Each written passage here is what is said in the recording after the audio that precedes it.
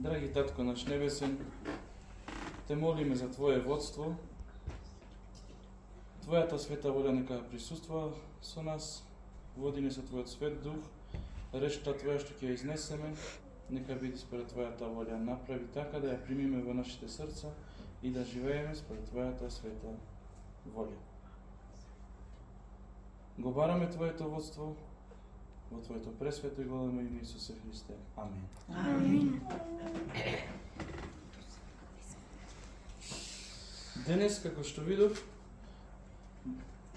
се поврзано, слава на Бога, води тој со својот свет дух. Ја немам прочитал библиската полка, немам воопшто време. Слична се допира. Воопшто не ја прочитав за ова недела библиската полка на Бог се спојува и темата ќе биде интелектуална вера и спасителна вера. Јас како бивш православен се зедов себе си за пример за интелектуалната вера. Да видиме дали е и спасителна. Јас роден во православно семејство, немав личен однос со Бога, освен оно што ни го нудеше традицијата, црковната традиција, традицијата на прадедото, дедото, таткото, славите и така натаму. Но личен однос со Бога нема. Духовно чувство имав кој ќе влезе во некој манастир, во некоја црква, да допрам некоја икона, да ја бакна, без навреда кон ниедна деноминација, затоа се зедов себе си како за пример, но добро е да ја гледаме вистината во очи, за наше добро. Тоа е советот на традицијата, советот на црквата, не ни дава личен однос со Христа. Советот на Исус за традицијата го најдов во Евангелието според Марко 7 глава 6 и 8 стих. Почетоците, кога почнав да истражувам вистината, го најдов овој стих и многу ми помогна за обратување во вистината. Марко 7 глава 6 до 8 стих. А тој, Исус, им рече: добро пророкуваше Исаја за вас, лицемерите, како што е напишано: овој народ ме почитува со устните, а нивното срце е далеко од мене. Напразно ме почитувате, учејќи науки што се човечки повелби. Вие оставате Божјата заповед, а го држите човечкото предание. Исус лично го осудува човечкото предание. Треба да се држиме за неговата Божја реч, која што не упатува и ни дава совети за спасение. Извлеков 3 стихови, односно не 3 стихови, од 3 глави по неколку стихови, за немање вера, за маловерните и покажување на голема вера. Првото го најдуваме во Марко 4 глава.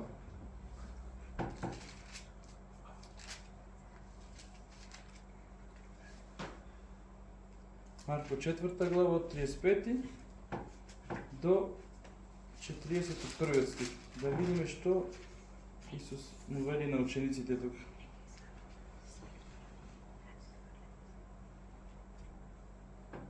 И вечерта на истиот ден им рече да преминеме на другата страна.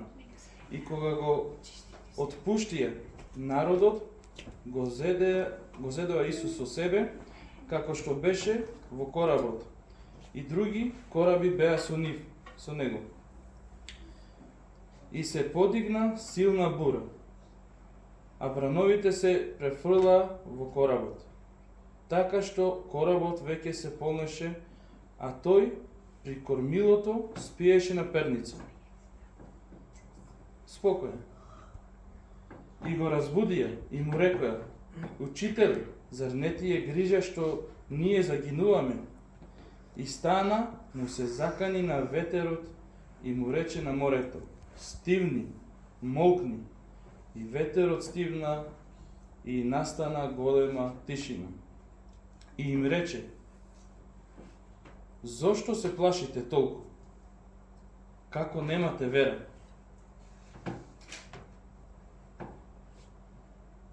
И ги опфати голем страф и говореа еден на друг: Кој е овој што и ветерот и морето му се покоруваат? Исус им рече: Како немате вера? Тие со него беа веќе прилично долго време, вида многу чуда, но сепак во моментот на бурата немаа вера. Мораме да се запрашаме и ние самите, иако седиме на овие клупи и на оваа катедра, кога ќе дојдат такви бури во нашиот живот, дали истрајуваме, дали ја имаме верата потребна. И имаме еден пример каде што родителот на обладаниот син му вели на Исус: Верувам, Господи, но помогни му на моето неверие. И ние тоа често треба да го таа молитва да ја практикуваме. Потоа имаме пример за мала вера. Во Матеј 6 глава 30 стих, каде што Исус им вели: И ако Бог ја облекува така полската трева, што е денес, а утре ја фрлаат во печка, нема ли многу повеќе вас, маловерни? Тука веќе покажа мала вера. И третиот пример што го одделив е Матеј 8 глава од 5 до 13. А кога влезе Исус во Капернаум, му пристапи еден стотник и го молеше, велејќи: Господи, мојот слуга лежи фатен дома и многу се мачи. Исус му рече: Јас ќе дојдам и ќе го исцелам. А стотникот во одговор му рече: Господи, не сум достоен да влезеш под мојот покрив. Туку кажи само: збор и мојот слуга ќе биде исцелен. Зашто исто и јас сум подвластен човек и имам војници под себе. Му кажувам на едниот: оди, и тој оди. И на другиот: дојди, и тој доаѓа. А на својот слуга: направи го тоа, и тој прави. А кога Исус го чу тоа, се зачуди и им рече на оние кои го следеа: вистина ви велам, во никого во Израел не најдов толкава вера.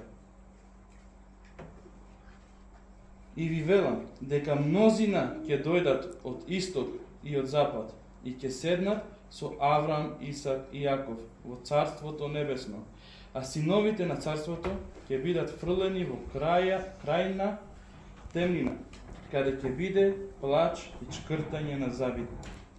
И Исус му рече на стотникот: оди си, нека ти биде како што си верувал. И неговиот слуга оздраве во истиот час. Што покажал тука стотникот? Само голема вера? Дали е доволно само голема вера? Овде гледаме стотникот покажал понизност пред Исуса Христа. Му рекол: не сум достоен, Господи, да влезеш под мојот покрив. А што го потикнало на понизност и на толкава вера? Овде гледаме љубов кон слугата. Љубовта му била голема кон својот слуга. Тој го сметал за свој ближен, не само за служител во неговиот дом. Таа голема љубов го поттикнала да се понижи пред Исуса и да го прати, да ги види неговите чуда, да поверува, па дури повеќе од целиот Израел. На сето тоа поттик била големата љубов. И тоа го гледаме исто во Прво Коринтијани 13:2, каде што вели апостол Павле преку Светиот Дух: и ако имам дар на пророкување и да ги знам сите тајни и сите знаења, и ако ја имам сета вера, така што да преместам и планини, а љубов немам, ништо не сум. Љубов првенствено кон Бога, а потоа и кон ближниот. Кога сме кај љубовта, да видиме што самиот Спасител, нашиот Исус Христос, вели за љубовта. Ќе видиме во Јован 13:34-35. На што не повикува нашиот Спасител Исус Христос. Јован 13:34-35.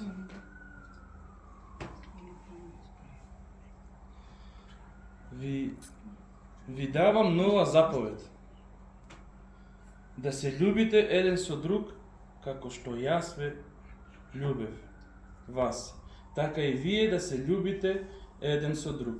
По тоа сите ќе познат дека сте мои ученици, ако имате љубов помеѓу себе. Одвоив неколку стихови за љубовта и во Јован 15 глава, 12 и 13 стих. Обрнете внимание на овие стихови, покасно ќе се подсетиме на нив. Јован 15 глава, 12 и 13.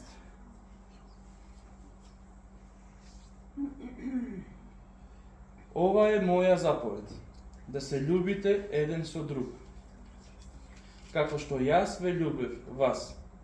Никој нема поголема љубов од ова да го положи сопствениот живот за своите пријатели. Христос не само на ветер празни зборови ни остави.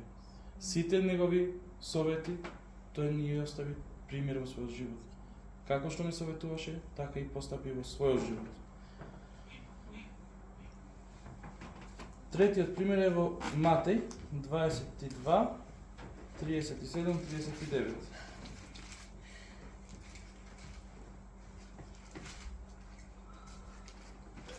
Матеј 22 глава,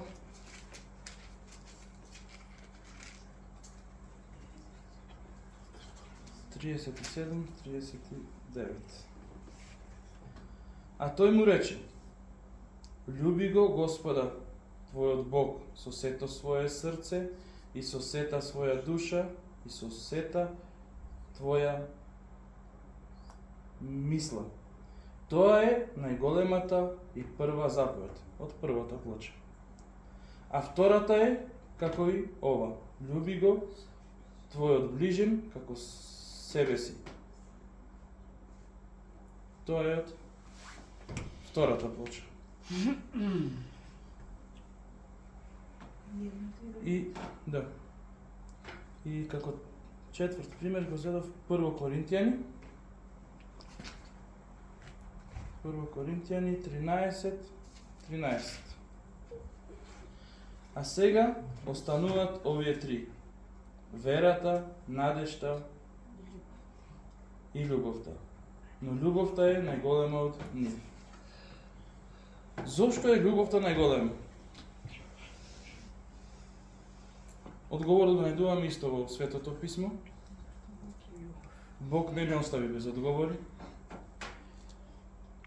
Одговорот го најдуваме во Прво Јованово, првото послание на Јован, 4 глава.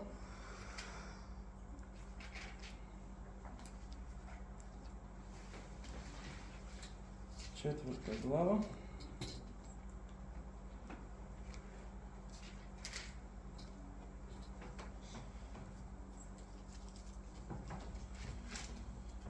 глава, рековне 8 и 16 стих. А кој не љуби, не го познал Бога, зашто Бог е љубов. И 16 стих вели, и ние ја запознавме и веруваме во таа љубов, која Бог ја има кон нас. Бог е љубов. И кој останува во љубовта, останува во Бога, и Бог останува во него. Видовме дека Бог е љубов во Светото Слово. И Бог ни ја покажа својата љубов на крстот на Голгота. Агапе, несебична љубов, на која сме повикани и ние. Во Марко, 8 глава, 35 до 38,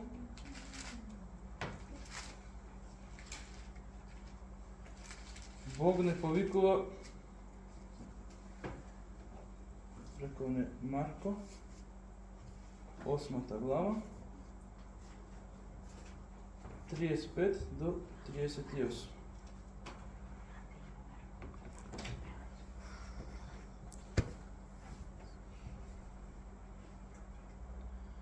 Тој пак седна, ги повика, се извинувам, изгледа имам грешка. Джими 35, зашто кој сака да спаси така, брат? Како? 35 ти гласи. Ај, Може? да? Зашто кој сака да ја спаси својата душа, ќе ја загуби. А кој ќе ја загуби својата душа заради мене и Евангелието, ќе ја спаси. И понатаму. Зашто? Што корист на човекот ако го добие целиот свет, а на својата душа и на пакости. И понатаму. Така, до 38. Зашто што може човекот да даде во замена за својата душа? Зашто кој се срами од мене и од моите зборови во овој прелюбен и грешен род? И човечкиот син ќе се срами од него кога ќе дојде во слава на својот татко со своите ангели. Амин. Значи гледаме тука Исус не повика да не го бараме својот живот, својата удобност во овој грешен свет, но да го предадеме својот живот во Христови раце. Исто овој стих ме потсетува многу, како што ви реков да го запаметите, Јован, 15 глава, 12-13 стих, каде што вика овој нема поголема љубов од ова, да го положи својот живот за своите пријатели. Тоа е агапе љубов, да се предадеме во служба на Христа и Евангелието за спасение на нашите ближни и пријатели и сограѓани од овој град, од оваа држава, од овој свет. Ете тогаш Христос ни вели: не грижете се, вие го најдовте вашиот живот. Но ако го бараш, ако го барам својот живот, јас ти го изгуби. И ако придобиеме, ако придобием земно богатство, целиот свет, а душата, животот го изгубиме, сум или си ја промашил целта. Овде видовме дека треба да служиме, да покажеме дела. Тоа е вера спасителна. Но не сакам погрешно да ме сватите и за да мислите дека е проповедам спасение по заслуга или од дела. Не, никако. Зашто во Словото се вели во Ефесијаните 2, 8 и 9, исто одделив неколку стихови, ги има многу, се разбира, но одделив некои што ми падна на памет. Ефесијаните 2, 8 и 9.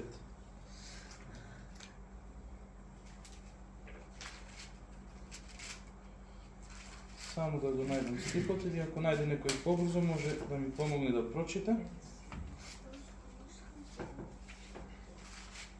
Ефесијаните 2, 8 и 9.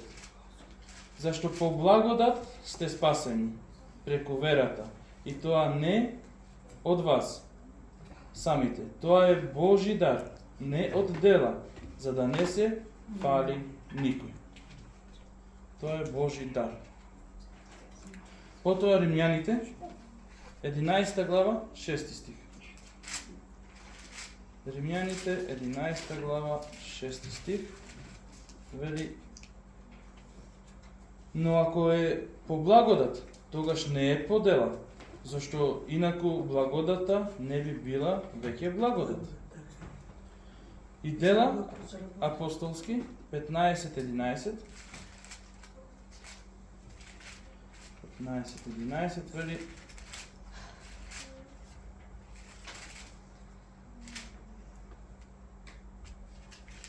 но ние веруваме дека ќе се спасиме исто како и тие, преку благодата на Господа Исуса.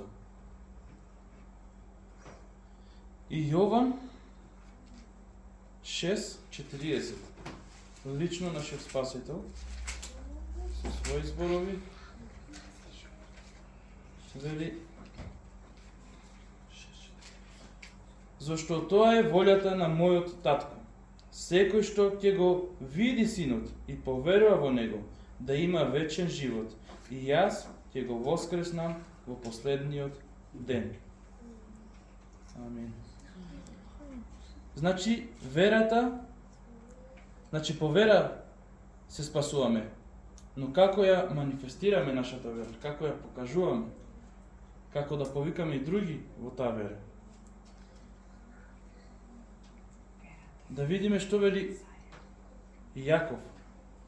Во посланието на Јаков, 2 глава, 17 и 18 стих. 17 и 18 стих на Јаков вели: така, и верата, ако нема дела, мртва е сама по себе. Но ако некој рече: ти имаш вера, а јас имам дела, покажи ми ја својата вера без дела, а јас ќе ти ја покажам верата од моите дела. По нашите дела, верата и делата одат заедно, се разбира. Преку нашите дела ја покажуваме нашата вера. И 26 стих исто тоа го вели: имено како што е телото без дух мртво, така и верата без дела е мртва.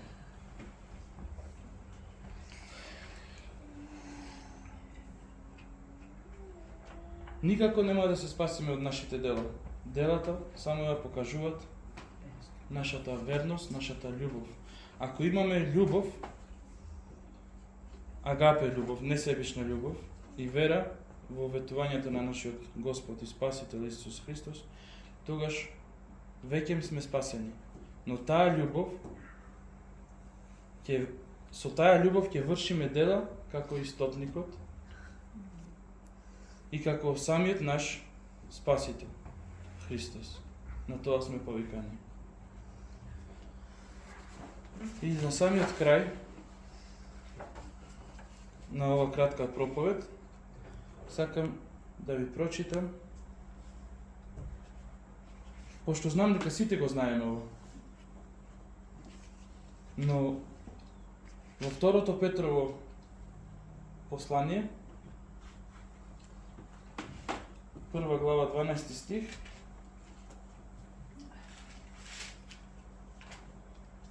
само да го најдам стихот, се извинувам.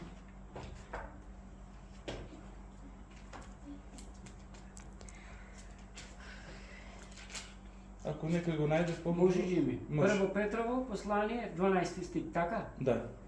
Ним им беше откриено дека не служеа за себе. Не, брат, извини. Второ Петрово, се извинувам. Добро. 1 глава 12 стих. Тоа е друго е. Така. Така, моја грешка. 12. Затоа ќе гледам секогаш да ве подсетувам за овие работи. Иако вие ги знаете и сте утврдени во сегашната вистина. Ти благодарам, братузе. И уште еден стих во Евреите 3 глава 13 стих. Туку бодрете се еден со друг секој ден. Кога да се подсетиме, кога да се бодриме на ветувањето на нашиот Спасител? Секој ден. Му благодарам на Бога за сите овие ветувања и нека Бог да ни даде сила, духовна, телесна и мудрост да се држиме за Неговото Слово и за Неговата спасителна жртва. Зашто по вера се спасуваме. Нека Бог да ни помогне во сето тоа. Амин. Амин.